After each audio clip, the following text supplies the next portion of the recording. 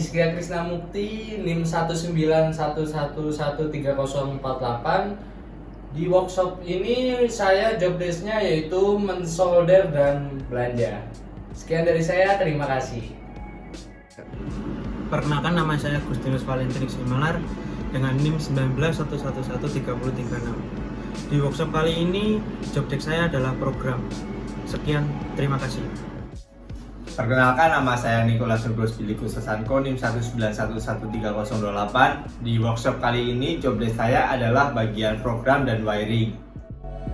Perkenalkan, nama saya Muhammad Ihsan Arasid, NIM 1911332. Di workshop 3 kali ini job desk saya sebagai wiring dan penyelenggaraan. Terima kasih. Perkenalkan, nama saya Dian Mika, saya NIM 052. Di workshop Mekatronika 3 ini di kelompok 3B, saya bertugas sebagai bertanggung jawab dalam laporan dan juga membeli komponen-komponen yang diperlukan dalam WS3 ini. Ya, di sini saya akan menjelaskan tentang conveyor ini. Conveyor ini menggunakan sensor. Yang pertama adalah sensor true beam, lalu yang kedua adalah sensor diffuse. Lalu saya akan juga menjelaskan tentang bahwa conveyor ini bisa berjalan dengan clockwise dan counterclockwise. Lalu saya akan menjelaskan tentang ini adalah sensor true beam. Sensor true beam ditandai dengan LED berwarna biru. Jika tidak ada benda, maka LED berwarna biru ini akan mati. Lalu jika ada benda, maka LED berwarna biru ini akan hidup. Berarti menandakan di depan true beam atau true beam mendeteksi, maka lampu biru ini akan menyala. Lalu yang kedua adalah sensor diffuse yang sebelah sini. Sensor diffuse ini adalah yang berwarna dengan indikator berwarna hijau. Jika tidak ada benda, maka LED berwarna hijau ini akan hidup. Lalu jika ada benda, maka LED ini akan mati. Lalu saya akan menjelaskan bahwa conveyor ini bisa berjalan secara clockwise dan counterclockwise. Yang pertama adalah dengan cara memberikan motor ini arus 12 volt melalui adaptor. Lalu yang kedua adalah memberi arus terhadap Arduino secara 5 volt yang diberi oleh sumbernya laptop.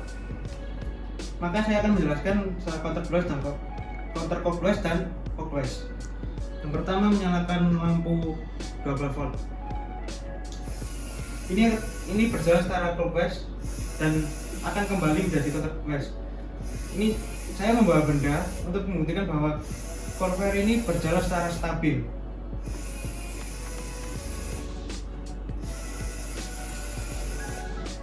Sekian penjelasan dari saya mengenai conveyor dan sensor ini. Terima kasih. Baik, di kesempatan kali ini saya dan teman saya akan menjelaskan tentang cara kerja dan praktik dari workshop yang telah kita buat. Di sini ada benda, di sini ada conveyor, di sini ada adaptor, di sini ada box dari workshop yang kita buat. Di dalamnya ada komponen-komponennya. Di sini ada laptop yang berfungsi untuk mengirim program dari Arduino dan sebagai sumber 5 volt dari Arduino. Cara kerja dari conveyor ini adalah dia ada sensor true beam dan ada sensor diffuse.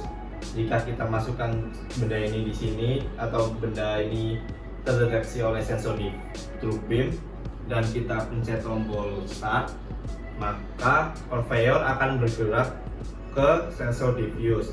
Dan setelah sensor diffuse mendeteksi adanya benda ini di sensor diffuse, maka 7 segmen akan bertambah 1 dan memutar putaran motor ke sensor true beam lagi. Dan ketika benda terdeteksi oleh sensor true beam, maka motor akan berhenti berputar. Lalu langkah itu kita bisa ulangi sampai berkali-kali dengan syarat dan cara yang sama, yaitu dengan cara memasukkan benda sampai terdeteksi oleh sensor true beam dan memencet tombol start. Dan saat kita memencet tombol reset, maka motor akan berhenti berputar dan 7 segmennya akan mereset kembali ke 0. Nah, Kali ini prakteknya akan kita praktekkan oleh teman saya, nama Krisna. Ya, di sini untuk teman-teman saya akan menjelaskan cara kerja dari conveyor ini. Untuk pertama-tama kita menyalakan sumber tegangan 12 voltnya, lalu kita menyalakan sumber 5 voltnya untuk Arduino melalui laptop. Dan pertama-tama untuk mendeteksi adanya benda kerja, di sini turbin LED-nya akan menyala berwarna biru. Dan jika tidak ada benda dia akan mati. Selanjutnya untuk sensor diffuse, ketika ada benda dia akan mati, dan jika tidak ada benda dia akan menyala berwarna hijau. Selanjutnya untuk 7 segmen ini kita pertama-tama menaruh benda di sensor turbin. Sensor turbin akan mendeteksi, lalu kita akan mencet tombol start dan 7 segmen ini akan bertambah menjadi 1 sampai 9. Mari kita coba.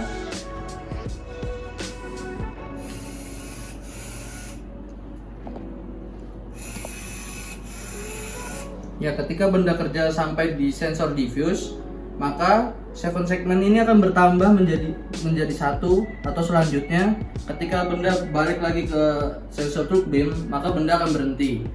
Maka kita akan lanjut lagi.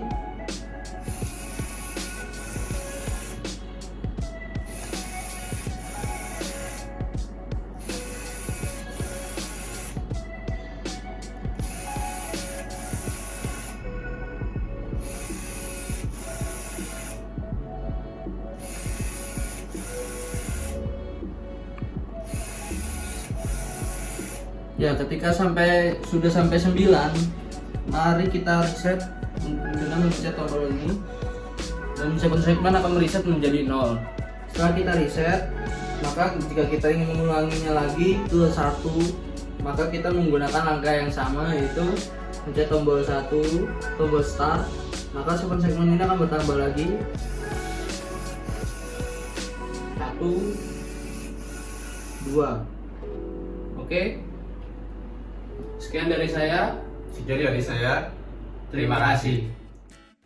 Perkenalkan, nama saya Dionan Mingka. Saya NIM 052. Di sini saya bagian dari kelompok 3B. Di sini saya akan menjelaskan sekuensial dari motor conveyor dari workshop Mekatronika 3. Baik, untuk sekuensialnya, jadi ketika tombol start ditekan dan sensor 1 mendeteksi adanya benda atau sensor true beam, maka motor akan berjalan maju menuju arah sensor 2 atau sensor diffuse. Ketika sensor diffuse mendeteksi adanya benda, maka motor akan kembali berjalan mundur. Kemudian 7 segmen akan menghitung 1, mengcounter 1, lalu motor akan kembali berjalan mundur sampai ke sensor 1, kemudian motor berhenti. 7 segmen akan menghitung ketika benda terdeteksi di sensor 2, dan ketika menghitung mulai dari 1 sampai dengan 9 dan kembali ke 0. Lalu 7 segmen juga akan mereset ketika tombol stop ditekan atau tombol 2 ditekan.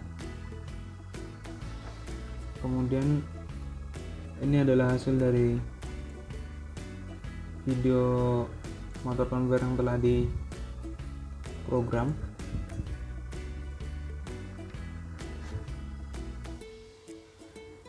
Jadi ketika sensor true beam mendeteksi, tombol start ditekan, maka conveyor akan berjalan, kemudian dideteksi oleh sensor diffuse, motor akan kembali berputar CCW. Kemudian selanjutnya untuk 7 segmen di sini terdapat 8 kaki, di mana yang dipergunakan hanya 7 dikarenakan kaki ke-8 atau pada kaki DP seperti pada gambar di sini tidak dipergunakan karena kaki DP ini hanya dipergunakan untuk menampilkan titik, sedangkan yang dibutuhkan adalah untuk menampilkan 0 sampai dengan 9 kemudian kembali ke 0. Ketujuh kaki tersebut masukkan ke dalam outputan Arduino, yaitu A, B, C, D, E, F, G sesuai dengan gambar yang tertera.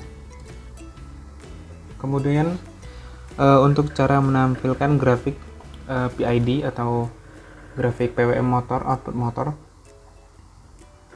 pada aplikasi Arduino dan menggunakan dengan program yang kita pergunakan pada konverter tersebut, kita mengklik pada bagian tools seperti pada gambar ini, kemudian mengklik serial plotter, maka nantinya akan